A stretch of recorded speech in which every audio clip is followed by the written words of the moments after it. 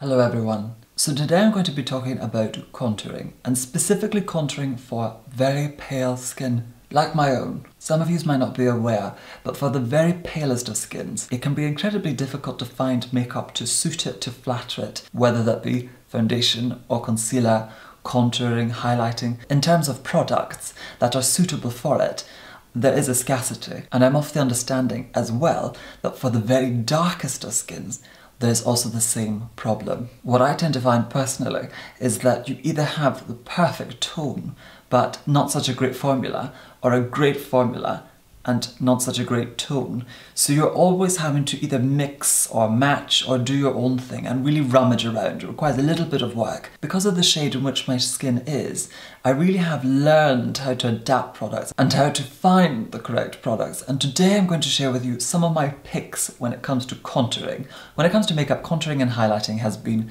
around for a very long time, but recently in the West it has become very popular, a particular style as well, which is very bronzing. When you look at popular contouring, the likes that you see on Instagram or even here on YouTube as well, there does tend to be a popularity amongst the more brown tones, tones that work for more browner skins, more tanned skin tones that are darker than my own. It does tend to be more bronzed and more brown, and I think it looks fantastic. However, on skin as fair as my own, that style is not flattering at all. Because of the shade of my skin, it really shows colours up quite severely.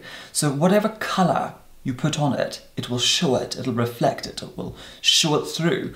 Personally, I tend to wear neutral tones more so. I tend to go for tones that I feel flatter my skin naturally, because I think the skin itself is already a very strong component. I have dark hair and very pale skin and blue eyes and considerably red lips, so I do tend to prefer tones that are flattering and enhance these features and refine them rather than mask them. And I think when you try to do the style of contouring on pale skin, it can sometimes mask the features. I don't necessarily think that that style of contouring looks so great on paler skins. I think you can definitely contour pale skin, but I think the whole, I think all that sculpting with darker tones and lighter tones, even if you do that style done well, if I were to do it here for you today, for example, the parameter of the face always does tend to look a little bit murky when you do the contouring and highlighting on fairer skins. I would make the recommendation that it must be reasonable and it must be slight.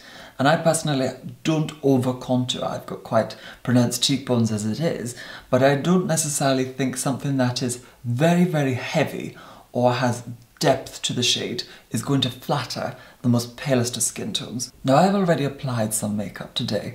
I've applied foundation, concealer, powder. I have applied a little bit of lip liner and lipstick. I've also applied eyeliner, eyeshadow and mascara, as well as eyebrows. But I have not applied contour, blusher or highlighter, but I'm going to apply the contour for you. But before I do that, I'm going to recommend some contour shades that are ideal for the very palest of skin. Some are powder formulations, some are cream formulations, and some are gel textures. So to begin, I shall mention MAC Cosmetics eyeshadow in the shade Omega. This has been a fantastic shade for me over the years when contouring pale skin, certainly my own, and I use it within moderation because it is quite a warm tone, so it can look quite warm and a little muddy. But this one is fantastic. It is fantastic through the eye socket, for the cheekbones, also other areas that you need to contour. It just has the right amount of grey and the right amount of warmth. It is key that the tones you use have quite a bit of grey in them. And what I mean by that is that they're more cool looking, they're more grey tones, more grey based looking. They're not so warm, orangey looking or red looking or brown looking. They're more grey, almost like a biscuity shade. And if I were to make a comparison of what I mean by a very warm tone, here is MAC Cosmetics bronzer in the shade Matte Bronze. I've of course hit pan with this, but I use this tone within my work. It's fantastic. So I would only use this on myself in moderation, and even then I would use it as a hue just to warm up anything. That is the main problem when it comes to contouring shades or bronzers for the very fairest of skin. They're always too warm or too bronzy and too orangey looking. They always look very orange. They need to have quite a bit of grey in them. But you can also sometimes take the orangey ones, if you have a shade that is very grey, just to warm the tone up ever so slightly, as I tend to do quite frequently. And I certainly do that with the next two shades that I'm going to show you. And I use these two together just to get the right shade. Now the contouring shades that I go in with, and I absolutely love to use together, and what I do is I apply the grey one first and then I warm it up with the slightly more warmer tone. And these two eyeshadows are by Inglot. This is the warmer tone and this is the cooler tone. You can see that they're visibly different. The warmer tone is Inglot eyeshadow 342 and the cooler, more grey-based tone is Inglot eyeshadow 349. And those are the ones that I'm going to contour with today, and they're absolutely marvellous. And I use both of them at the same time, so I dip into one, into the other, and just sculpt in where I need to. And they really work to counteract one another. They're perfectly fine on their own, but I do like to work with them together just to get the right complementary, perfect tone. The next shade that I feel fit to mention, which has sadly been discontinued, is the Fashionista eyeshadow in the shade number 20. As you can see, I've hit pan, but this is an example of a tone that is quite soft. It's more warm, but it's always been very soft, and I liked it for that, and I do tend to use it only sometimes, as it has been discontinued. But tones that are very like this, that sort of taupey, slightly warm, slightly grey tone, are fantastic when contouring the most palest of skin. Another fantastic shade is the powder eyeshadow by Illamasqua in the shade Heroin. This shade is quite biscuity, it's quite warm, but it's also quite grey, it's quite strong. I would describe this shade as being slightly more warm, however, it is definitely more towards the cool family. I would definitely remark this shade to be a more cooler tone, but it's still quite warm. Another powder eyeshadow by Illamasqua is the shade Justify. This one is definitely more warm. It is a little bit too warm for me. My skin tends to have more sort of grey, blue, pink undertones to it, whereas on the pale skin that's more yellow, that has more yellow undertones, more warmer undertones, this shade would look fantastic on you. Another colour that I'd feel fit to mention, unfortunately I've hit pan in this one as well, but the colour and the tone is absolutely fantastic. This tone is the W7 Shadow Perfection in the shade Tawny.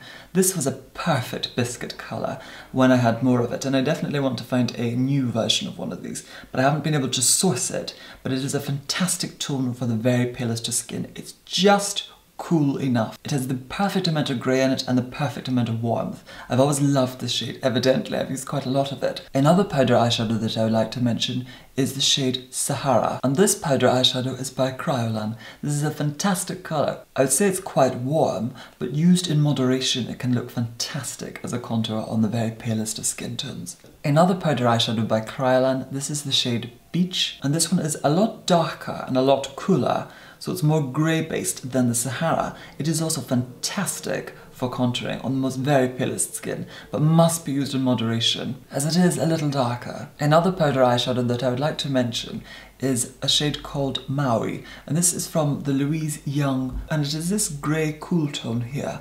This is a fantastic shade for contouring. I would describe it as being a little darker than Omega by MAC Cosmetics, and a lot cooler, so it's a lot more grey than the Omega. Fantastic for contouring, but it is slightly darker, so best used in moderation. Moving on from the powder formulas, I would like to talk about the cream formulas, and I definitely think with the very palest of skin, you do tend to have to, certainly if your skin has the same undertone as mine, so if it's more pinky or blue or grey, I think would probably very much be the case for you. When we contour with cream tones, we have to really custom blend. Now for contouring with creams, I can definitely recommend the Illamasqua's cream pigment in the shade Hollow. This is quite a warm tone, so if your skin is very fair, but more on the yellow side of things, this shade will look absolutely fantastic on you. But I personally find Hollow to be a little bit too warm on me. Far too warm. It just looks like I've smeared manure around. When I apply this, I like to mix it with one of Kryolan's Dermacolor Camouflage creams in the shade D40. This shade is very, very grey. It is a proper grey, green-based grey tone, and I mix a tiny bit of it with the Hollow on the same brush, and I go in and apply it when I'm applying a cream contour to the likes of my own skin. I also use this tone just to greyify any tones that are far too warm to the skin, and I also use this shade on my eyebrows. This is what I draw my eyebrows on with. It's a fantastic colour and it's very grey. Cool down any sort of tone. So I do tend to use it as a mixer, but I definitely apply a mixture of these two tones when applying contours with creams. And I will show you the warmer tone first. This is in the shade Creamy Beige 98, and this is the Maybelline Colour Tattoo 24 Hour. This is a fantastic shade, regardless, and it looks great on the eyes. It can also be applied as a contour, but you do have to work very carefully with it and very quickly, as it dries very fast. So when you apply it, you just apply a small amount and build it up. You can also apply it underneath foundation or on top of it. I'd recommend, if you're applying on top, certainly if your foundation is powder set, to either stipple it on or work it in very, very gently. And this is quite a warm shade. I'd again apply in moderation if your skin is more cool, but if your skin is more warm, then this will look fantastic on you as a contour. Another one of the Maybelline Colour Tattoo 24 Hour eyeshadows I'd like to show you is Permanent Taupe. This is a fantastic shade regardless. It's a very, very cool shade of taupe. So it can definitely be applied as a contour, of course again following the same application techniques I just mentioned. However, this shade will appear very dark on pale skin, so use in moderation and in light amounts, and build up if needed of course. But I would definitely recommend this colour regardless. When it comes to contouring very fair skin, I would make the recommendation that you apply a contour that is more grey based. It does tend to look more flattering on our skin tones. However, when it comes to other aspects of the makeup, I think the eyeshadow or the eye makeup or even lipstick, I would go for more warmer tones personally. Of course, because I have blue eyes, warmer tones flatter my eyes very well. So just because one aspect of the makeup or the face suits a certain kind of tone, that is not to say that other aspects of the face must follow. I personally love wearing warm tones, very orangey tones on the eyes. I think they enhance and flatter my blue eyes a lot more so than grey based tones would. So now I'm going to complete the rest of my makeup and apply contour, blusher and highlighter. However, in today's film, I'm only going to show you how to contour, and I've returned the Inglot shadows to the palette that I hold them in. So first of all, I'm going to go in on a NARS brush with the cooler tone and just really sort of softly sculpt. When it comes to contouring, I am not very specific, but I just build up slowly, working from the ear down, sculpting the bone. And as you can see, I'm just applying that quite softly. And I am applying this on one of my favourite NARS brushes, which has sadly been discontinued. I recently produced and brought you here a film about my favourite tools and brushes, for which I shall leave the applicable link in the description of this film if you wish to watch that. So as you can see, that really sculpts the cheekbone quite immediately. This area can sometimes appear then very highlighted. So what I like to do is just apply a little bit of contour almost just into the sideburn and on the ear ever so slightly, just so that it all becomes consistent. Personally, I am not a fan of harsh contours. I think they make my face look quite, I think they can look quite stuck on the likes of my own face. And then what I'm doing is then taking the warmer shade on the same brush and just stippling that on.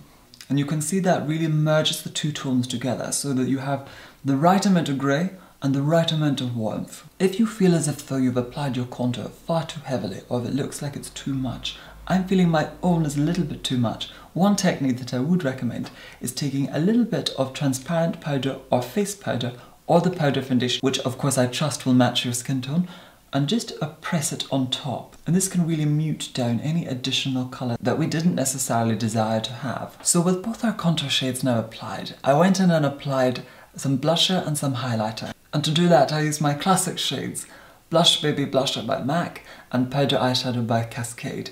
I know many of you are probably thinking I'm a bit of a stuck record, as I always use them, but I can assure you I am no stuck record, perhaps an immortal orchestra, but that's it. So that more or less completes this film, with my recommendations for contouring for the very fairest of skin. I hope that you have found the recommendations that I have made to you to be useful, beneficial, helpful, informative or interesting.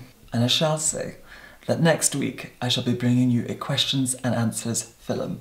So I very much hope that you can leave the questions that you would like to ask me in the comment section of this film, as I'm very eager to hear the sorts of things you wish to inquire about. Once again, thank you so much for watching, and of course, take care of yourself.